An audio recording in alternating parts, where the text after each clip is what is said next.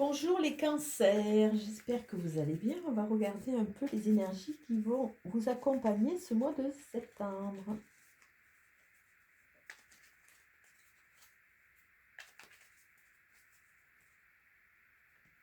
Ah, vous avez, oui, et vous avez une élévation. Donc ça veut dire que vous avez pris conscience de certaines choses, des portes vont s'ouvrir, vous êtes en phase ascendante. Donc de très jolis présages. Pourquoi vous êtes en phase ascendante? Parce que simplement vous avez tourné le dos au passé.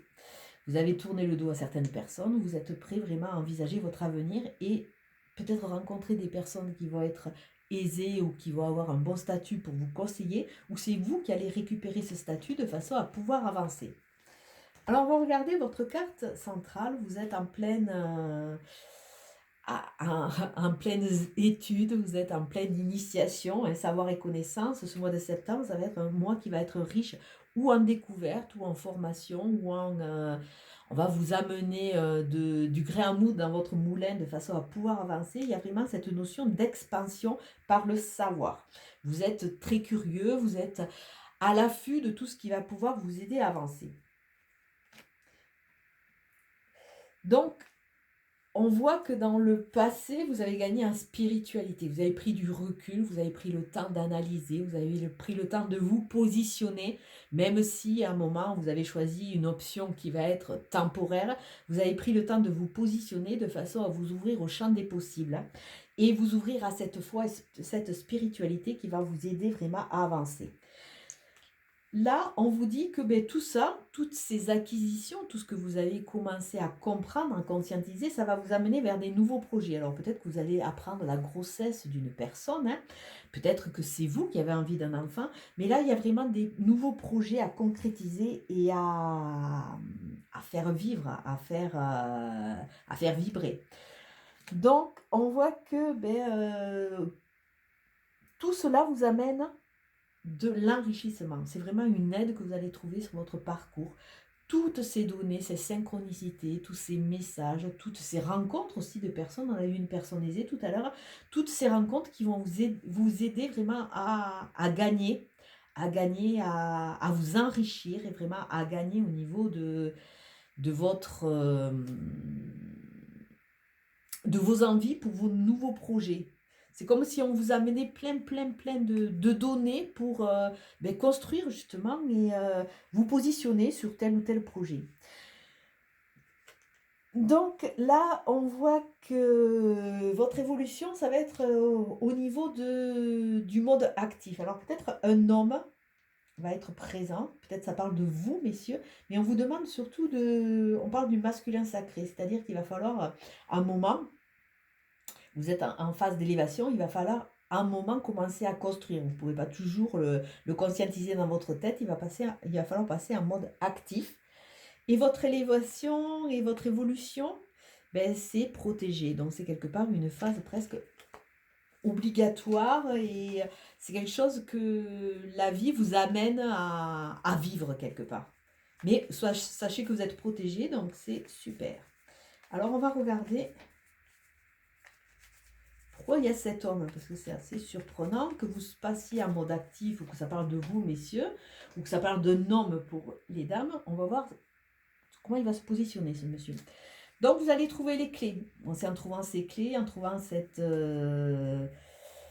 en trouvant vos réponses, en trouvant votre dynamique quelque part, que vous allez consolider votre foyer, et que vraiment, il y a l'envie d'avoir envie quelque part, c'est vraiment le mot qui me vient, l'envie d'avoir envie d'avancer avec les clés et surtout pour ne pas être désarçonné quelque part, que vous êtes le maître un peu de votre destinée. Alors cet homme, c'est quoi?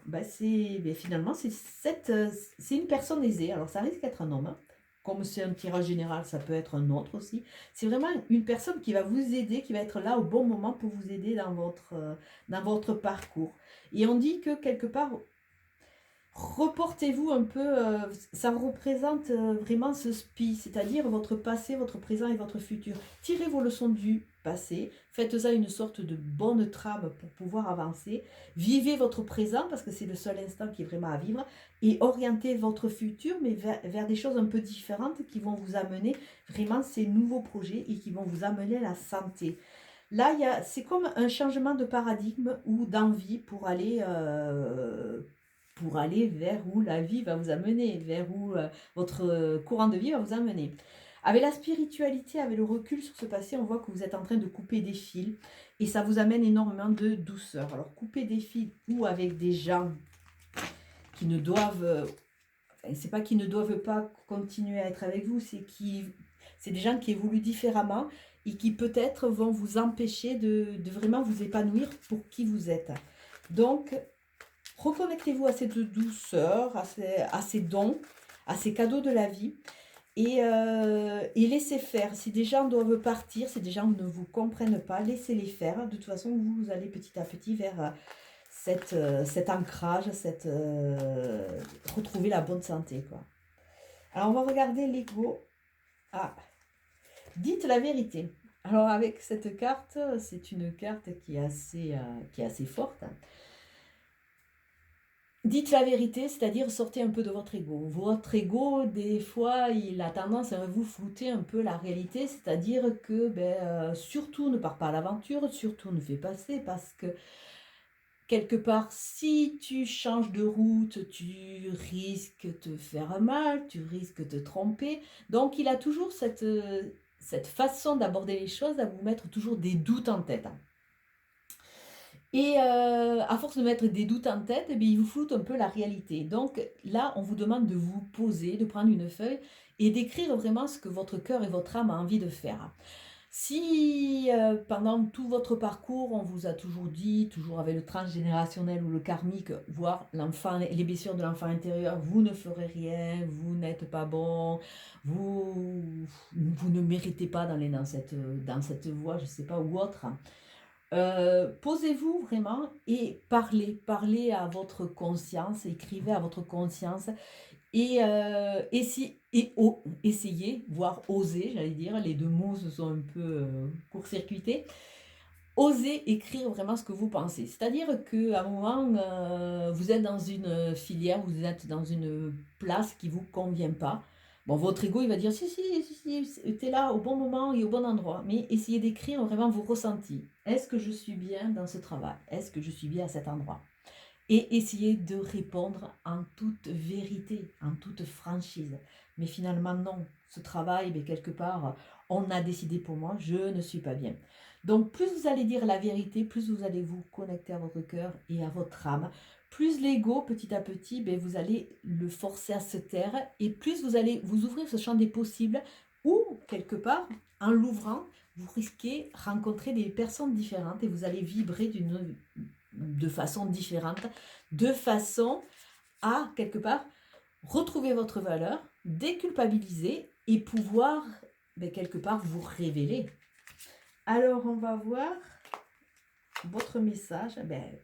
Plus vous allez vous révéler, plus vous allez retrouver votre renommée que sûrement en cours de route, on vous a un peu enlevé en disant de toute façon, tu n'as pas de la valeur, tu n'y arrives pas, c'est pas la peine que tu essayes. Ceci n'est pas fait pour toi. C'est un exemple de mots ou de phrases qu'on peut rencontrer dans notre parcours.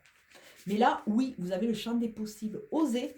Osez, de toute façon, qu'est-ce que vous risquez? Vous faites une démarche, il y a un échec, bon, c'est très bon, merci, je suis fière d'avoir essayé. On ne me veut pas ou ce n'est pas le moment, mais ce n'est pas grave, j'ai essayé. Et après, si ça marche, écoutez, c'est super pour vous. Et là, il y a la notion d'un enfant, d'un jeune homme blond. Alors, c'est peut-être vous, ça parle de vous. Ça parle peut-être d'un de vos enfants, mais ça parle surtout, là, tout à l'heure, on l'a abordé, allez un peu rassurer votre enfant intérieur. Alors, si vous êtes vraiment confronté à une blessure de l'âme là qui vous titille, parce que quand on est en super réaction en face de quelqu'un et qu'on ne sait pas trop pourquoi, quand c'est une blessure de l'âme qui commence à titiller et que la situation indirectement nous ramène sur ça, ce qui est assez intéressant de faire, c'est de prendre un coussin, vous le mettez dans vos bras comme si c'était vous, comme si vous alliez parler à vous, bébé. Et ce coussin vous matérialise, vous, en tant qu'enfant. Et en prenant ce coussin dans vos bras, essayez de dire ce que vous auriez aimé qu'on vous dise, hein. Essayez de dédramatiser, essayez de rassurer cet enfant virtuel ou cet enfant en coussin que vous avez dans vos bras en lui disant, mais tu sais, ce n'est pas grave, hein. J'ai compris que tu souffrais, j'ai compris qu'on t'a sacrifié, qu'on t'a humilié, mais tu as le droit d'être malheureux. Essayez d'aller le consoler en lui disant que de toute façon, n'importe comment, vous ne le laisserez pas tomber et que vous serez toujours là pour l'écouter et pour prendre soin de lui. Ça peut être, ça peut être une petite technique, un petit geste magique, comme on appelle, pour pouvoir commencer à réguler et à tempérer les humeurs de votre enfant intérieur. Mais sur ce, je vais vous souhaiter une très belle journée et un très bon mois de septembre. Ciao, ciao.